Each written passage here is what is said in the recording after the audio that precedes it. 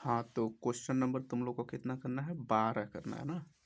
तो 12 क्या कह रहा है कि निम्नलिखित में से निम्नलिखित में कौन से फलन, ठीक है, इसमें 4 फलन दिए गए हैं 0 से π/2 में हास्यमान, ठीक है। चलो तो इसके लिए क्या करते हैं, पहले हम लोग पहले इसका अवकलन कर लेते हैं, ठीक है।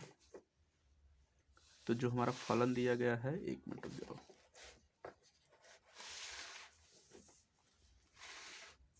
हाँ, तुम्हारा जो फलन है वो क्या है, f(x) इक्वल टू है तुम्हारा क्या फलन, पहला फलन है तुम्हारा cos x, ठीक है। और अंतराल तुमको पता होना चाहिए कि 0 से π/2 दिया गया है। तो इसमें देखो कोई दिक्कत नहीं है, पहले इसका अवकलन कर लो। तो f' आएगा क्या, माइनस साइन एक्स, ठीक है। अब हमको पता है कि अगर x 0 से π/2 के बीच में होता है तो साइन हमेशा पॉजिटिव होता है। तो यहाँ पर लिख लो सिंस x जो है बिलोंग कर रहा है 0 से π/2 के बीच में, तो इसका मतलब साइन x जो होगा पॉजिटिव होगा। इसका मतलब अब हमको जो f' आया है वो माइनस साइन एक्स आया है ना, तो इसमें माइनस का गुणा कर लो, तो माइनस साइन एक्स जो होगा 0 से छोटा, मतलब कि जो हमारा फंक्शन है 0 से छोटा है ना, सॉरी इसका डेरिवेटिव ना। तो डेरिवेटिव अगर इसका छोटा है तो इसका मतलब जो हमारा फंक्शन है f(x) equal to cos x वो क्या हो जाएगा, हास्यमान हो जाएगा, ठीक है। बट हमको वो वाले फंक्शन खोजने हैं जो इसमें हाँ हास्यमान हो जाएगा, तो हास्यमान वाले ही खोजने ही है। तो इसका मतलब जो हमारा फंक्शन f(x) है वो cos x 0 से π/2 में हास्यमान है, ठीक है। तो इसी तरह देखो सेम टू सेम बी वाला करना है, ठीक है। तो बी वाला में फंक्शन क्या है तुम्हारा, f(x) equal to cos 2x है, और अंतराल वही है 0 से π/2 है, ठीक है।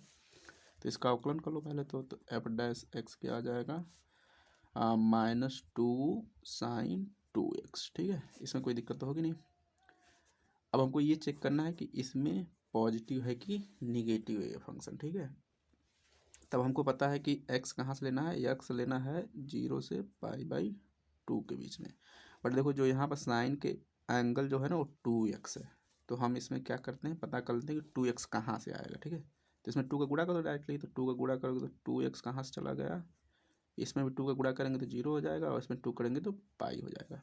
मतलब ये जो 2x है वो कहाँ से होगा, इस यहाँ से होगा, ये 0 से लेकर पाई तक। और इसमें हमको पता है कि जो साइन होता है वो हमेशा क्या होता है, पॉजिटिव होता है, फर्स्ट सेकंड क्वाड्रेंट दोनों में। तो इसका मतलब जो साइन 2x है वो पॉजिटिव है, बट हमको माइनस भी चाहिए इसमें 2, तो इसमें -2 का गुणा कर दो, तो -2 sin 2x वो क्या हो जाएगा, 0 से छोटा हो जाएगा। तो इसका मतलब जो फंक्शन का डेरिवेटिव है वो 0 से छोटा है। और जब डेरिवेटिव छोटा आ गया तो जो function f(x) equal to cos x है वो भी क्या हो जाएगा, 0 से π/2 में हास्यमान हो जाएगा, ठीक। तो ये दोनों क्वेश्चन में कोई दिक्कत नहीं। अब तीसरा क्वेश्चन करो। तो सी वाला फंक्शन क्या दिया है, cos 3x दिया है, और x वही है कहाँ से, 0 से लेकर π/2 के बीच में ही देखना है, ठीक है। तो यहाँ भी पहले फर्स्ट ऑफ ऑल इसका अवकलन कर लो, तो f' करोगे तो क्या आएगा, -3 sin 3x, इसमें कोई दिक्कत होगी नहीं। अब देखो यहाँ पे जो साइन को एंगल मिल रहा है वो 3x मिल रहा है, ठीक है। तो पहले हम पता करते हैं कि 3x कहाँ से कहाँ तक आएगा। तो यहाँ पे देखो सिंस x जो है वो कहाँ से है, 0 से लेकर π/2 के बीच में का है ना। तो जैसे ऊपर किया था वैसे यहाँ भी कर लो। तो इसमें 3 का अगर गुणा करेंगे तो 3x कहाँ से हो जाएगा, 0 से लेकर 3π/2 तक। मतलब क्या, ये 0 से लेकर यहाँ पर π/2 और पाई, और यहाँ पर 3π/2, मतलब ये वाला चीज़, ठीक है। अब यहाँ पर देखो समस्या क्या है कि अगर 0 से पाई के बीच में क्या होता है, साइन धन होता है, और यहाँ से यहाँ तक के बीच में क्या होता है, ऋण होता है। तो ये जो 3x है ये टोटल यहाँ से यहाँ मिल रहा है ना। तो इसका मतलब क्या हुआ कि जब 3x कहाँ से हो, 0 से लेकर पाई के बीच में, तब हमारा साइन 3x क्या होगा, साइन 3x वो पॉजिटिव होगा, ठीक है। बट हमको चाहिए माइनस साइन 3x, तो इसमें -3 का गुणा कर दो, तो -3 साइन 3x क्या हो जाएगा, 0 से छोटा। मतलब कि डेरिवेटिव क्या हो जाएगा, 0 से छोटा। कब, जब x की वैल्यू क्या हो, यहाँ से लिया जाए ना। तो इस चीज़ को हम ऐसे भी लिख सकते हैं, अगर 3 का डिवाइड कर दें, क्योंकि हमको जो अंतराल दिया गया 0 से π/2 दिया गया ना। अब इसको साइन को 3x मिल रहा तो उसकी वजह से हमको अंतराल चेंज करना पड़ा, अब फिर वापस वहीं पर आ जाते हैं। तो 3 से डिवाइड कर दो तो x कहाँ से हो जाएगा, 0 से लेकर π/3 के बीच में। तो इसका मतलब x की वैल्यू अगर 0 से π/3 होगी तो जो अवकलन फंक्शन का डेरिवेटिव है वो हमेशा 0 से छोटा होगा। मतलब कि इसमें क्या हो जाएगा, ये यहाँ पे लिख सकते हो, दिस इम्प्लाइज जो f(x) equal to cos 3x है, यदि x हम अगर लें 0 से लेकर π/3 में तो हमारा फंक्शन क्या होगा, डेरिवेटिव छोटा है तो हास्यमान होगा, तो हास्यमान मतलब घट रहा है, ठीक है। तो घटने के लिए ऐसे लिख सकते हो। अब यहीं पे कर लेते हैं कि x की वैल्यू जब पाई से लेकर 3π/2 हो ना, तो यदि x नहीं 3x, ठीक है, यदि 3x की वैल्यू कहाँ से हो, पाई से लेकर 3π/2 के बीच में हो, ठीक है। तो हमको पता है कि इसमें जो साइन होता है वो ऋण होता है, तो इसका मतलब क्या हो जाएगा, साइन 3x जो होगा वो 0 से छोटा हो जाएगा।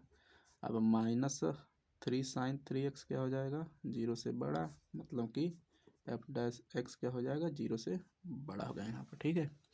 और जब 0 से बड़ा हो गया तो इसका मतलब कि हमारा फंक्शन क्या होगा, वर्धमान होगा। कहाँ से कहाँ तक, जब 3x की वैल्यू हो पाई से लेकर 3π/2 के, मतलब कि x के वैल्यू कहाँ से हो, π/3 से लेकर π/2 तक ना, क्योंकि 3 से डिवाइड करेंगे। तो इसका मतलब क्या होगा कि जो हमारा f(x) है cos 3x ना, ये जो अंतराल है 0 से लेकर π/2, यहाँ पर लिख देते हैं π/3 ना। तो जब 0 से π/3 होगा तो इसमें हास्यमान होगा और π/3 से π/2 में वर्धमान होगा। तो ये दोनों कैरेक्टर होल्ड कर रहा है। तो इसका मतलब जो f(x) equal to cos 3x है, न तो वर्धमान है न तो हास्यमान है। तो हमको खोजना था कि हास्यमान कौन है, तो ये वाला न तो वर्धमान न तो हास्यमान हो जाएगा 0 से π/2 में, ठीक है। अब चौथा इसमें डी वाला क्या है, डी वाला तुमको दिया है इसमें tan x ना, तो y इक्वल टू या f(x) equal to tan x है, और अंतराल वही है 0 से π/2 के बीच में। तो इसमें चेक करने के लिए पहले इसका अवकलन कर लो, तो f' इक्वल टू क्या हो जाएगा, tan का होता है sec स्क्वायर x। अब चूँकि देखो ये स्क्वायर x है ना, मतलब कि ये ऐसे लिखा हुआ sec x का स्क्वायर लिखा है, तो इसमें अंतराल का कोई रोल ही नहीं होगा, क्योंकि अब ये कुछ भी आए चाहे धन है, जब स्क्वायर करेंगे तो धन ही आ जाएगा, तो मतलब ये हमेशा धन होगा। बट हमको ये x कहाँ से लेना है, 0 से लेकर π/2 के बीच में लेना है। तो इसमें धन है तो इसका मतलब क्या होगा, इसमें वर्धमान है, तो इसका मतलब ये भी हास्यमान नहीं है। तो हमसे पूछा था कौन कौन सा हास्यमान है, तो हास्यमान देखो E वाला हो जाएगा और B वाला हो जाएगा।